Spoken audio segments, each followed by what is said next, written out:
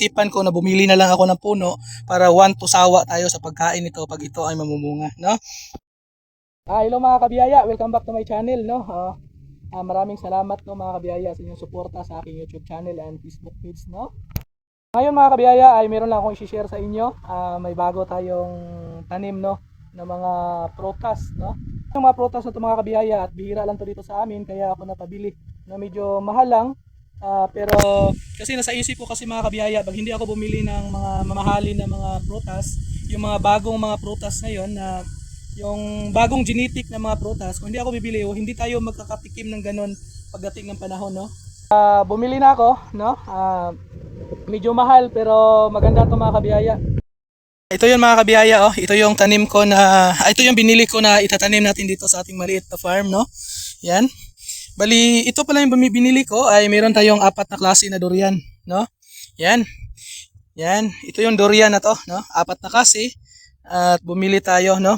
At ito mga kabiyaya, meron tayong dalawang puyat. Yung puyat kasi mga kabiyaya ay ano to, sikat to dati dito sa lugar namin, no?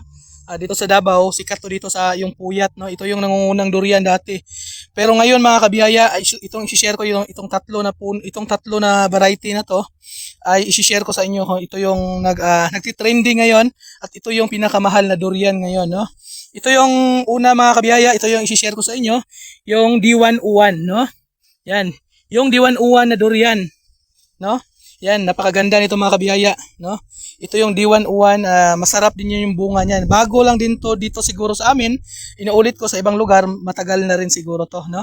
Pero dito, bago pa lang, no?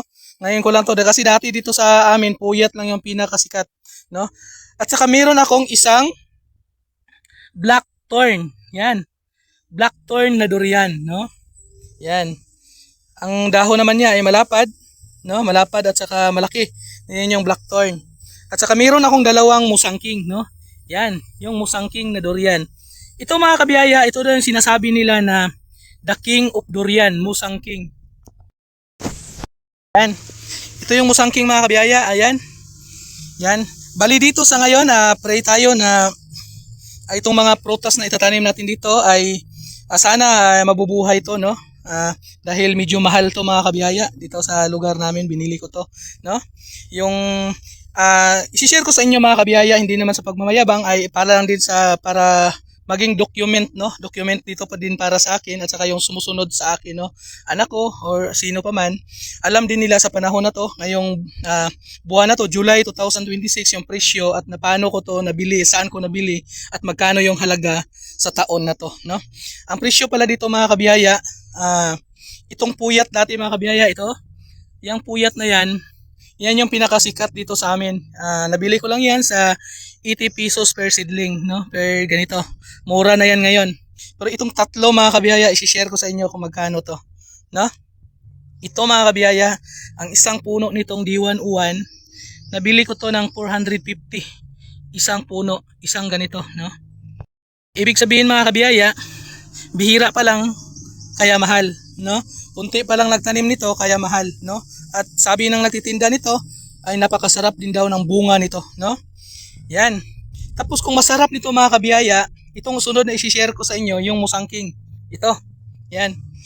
Ito yung puno na durian mga kabiyaya na bago ngayon. Hindi ko alam kung saan galing to na variety, no? Pero ito ay musangking, sinasabi nila dito sa Davao, the king of durian, no? Musangking. Yan. Ang presyo nito mga kabiyaya ay nasa 700 yung isang nito. Isang puno nito, seedling nito. Yan, 700. Yung dalawa yung binili ko.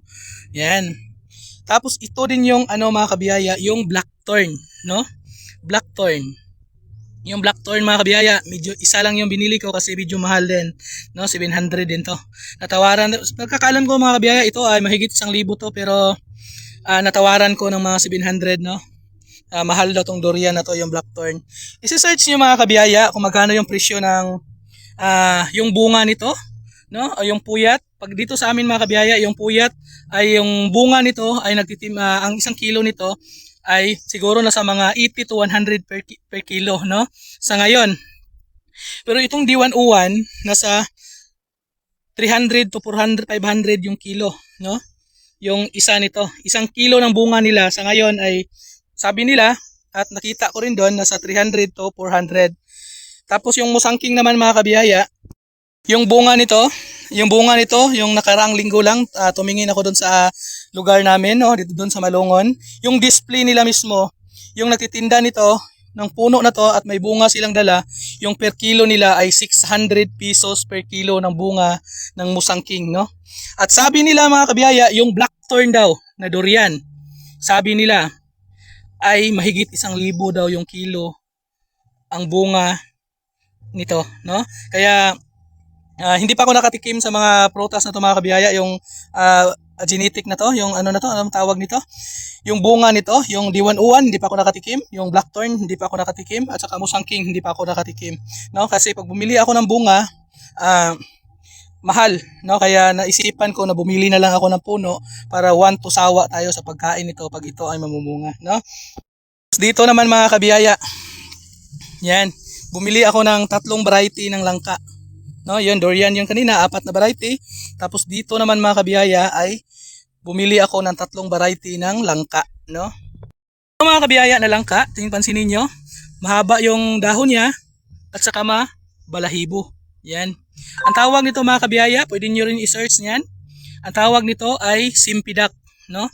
Yung guhitan mo lang yung gilid nito, yung bunga nito parang marang siya. Sobrang tamis nitong bunga pero maliliit lang yung bunga nito pero matamis at madali lang kainin, no? Yung pangalawa natin mga kabiyaya na nabili natin ay ito yung G33. Yan. Pansinin niyo yung G33 mga kabiyaya, yung dahon niya ay parang may sombrero, no? Yung sombrero ng sultan, no? Sa ibang bansa mga kabiyaya, ang tawag nito ay hindi G33, kung hindi ay sultan, no? Kaya pansinin niyo yung dahon niya, may ano dito, may curve na konti, no? Yan. Yan yung dahon ng G33. Yan. Bumili ako ng 2 nito. Yan. 2 simpidak. Tag 600 ang isa nito. At saka ito lang, nabili ko lang to na mura dahil naputol yung ano niya. Nabili ko lang to ng 250. Yan. Tapos ito mga kabiyaya, G33. Naghahalaga to ng 400 pesos, no? Yan, isa nito. 400 to 500. Pagkakaalam ko, ang original price ito mga kabiyaya, 500 to 600. Pero nabili ko lang to ng 400, no? Ito, yan. Tapos ito mga kabiyaya, yung sikat ngayon na langka. Yan. Ito yung sabi nila, the sweetest jackfruit in the world, no? Ito yung Ibyark, no? Ibyark na langka, Ibyark jackfruit, no? Yan. Nabili ko rin to mga kabiyaya, tag 700 yung isang puno nito, no? Yan. Napakaganda to. Bilog yung dahon niya mga kabiyaya at saka makinis, no? Yan, yung bilog, yun yung original na simpidak. At saka marami pa rin tayo nabibili nito mga kabiyaya. Mangustin, lansones, at saka rambutan, no? At saka meron tayong pumilo, no? At saka marami pa dyan. Yan mga ganyan mga kabiyaya ay mga mumurahin lang yan, no? Yung mga, hindi yan naabot ng 100 pesos ang isa. Pero dito tayo nagbibis mga kabiyaya. Sana ay maparami natin to, ipropagate natin to. Ang purpose ko kasi dito mga kabiyaya, kaya ako bumili nito ng mamahalin. Kaya ako napabili nito kasi ako lang ang magpaparami nito. Hope na hindi ito mamamatay. Kaya bumili ako ng bawat variety ng tagdadalawa. Kung mamatay yung isa, may pag-asa pa tayo sa isa, no? Bali isa lang yung nabili ko kasi mahal yung blackthorn, talaga mahal. Kaya isa lang, sikapin natin yan na mapabuhay natin yan, no? Yan lang mga kabiyaya, no? Share ko lang sa inyo. Ito pala mga kabiyaya, yung maniwala man kayo sa hindi, yan lang, kunti na yan. Pero ang nabayaran ko yan more or less 5,000, no? Yan lang na ano na yan, mga tanim na yan. Yan lang mga kabiyaya kasi umuulan, no? Maraming salamat sa inyong panonood. Hope mga kabiyaya, subaybayan nyo pa ang aking YouTube channel, no? At sana mapaparami natin tong mga bago nating tanim, no? Para ma-propagate natin sa pagdating ng panahon, no? Yan. Yan lang mga kabiyaya. Maraming salamat sa inyong panonood at update ko kayo dito pag matanim na to. No? Maraming salamat sa inyong mga kabiyaya. Happy farming and God bless and goodbye.